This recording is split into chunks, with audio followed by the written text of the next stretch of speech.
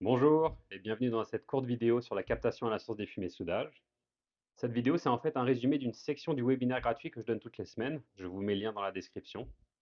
L'objectif, bien évidemment, quand on capte les fumées de soudage, c'est de protéger la santé des soudeurs. Dans les fumées de soudage, il y a énormément de composantes toxiques.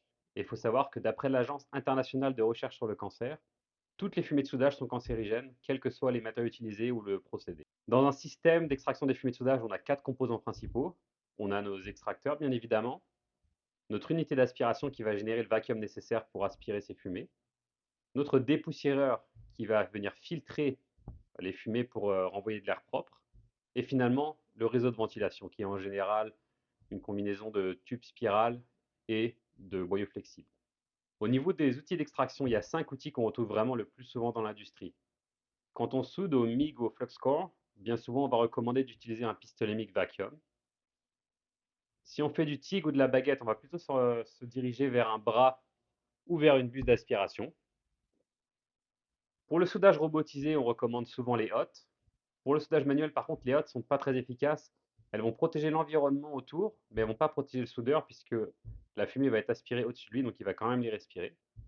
Et finalement, pour le meulage et le coupage, on va recommander les tables aspirantes.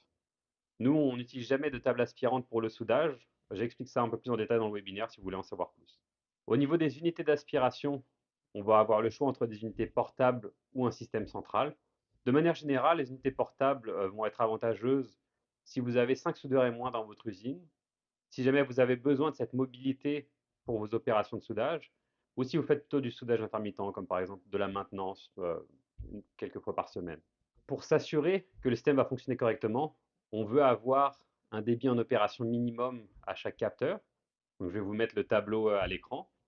Donc ça vous donne vraiment, on va dire, un ordre de grandeur minimum qu'on veut par poste pour être capable d'aspirer efficacement nos fumées de soudage.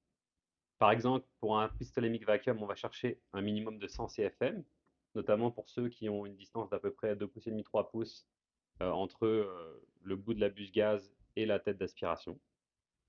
Pour un bras de 3 pouces comme celui-ci, on va aller chercher du 200 CFM minimum, etc., etc.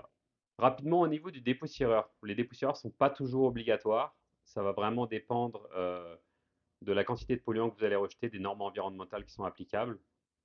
Si jamais vous mettez un dépoussiéreur, il faut savoir que le ratio air tissu qu'on recommande, c'est du 1 pour 1.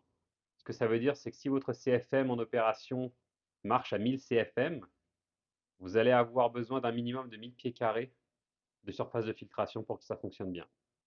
Au niveau de la cote MERV, on va recommander du 13 ou plus. Donc ça, c'est l'efficacité de filtration.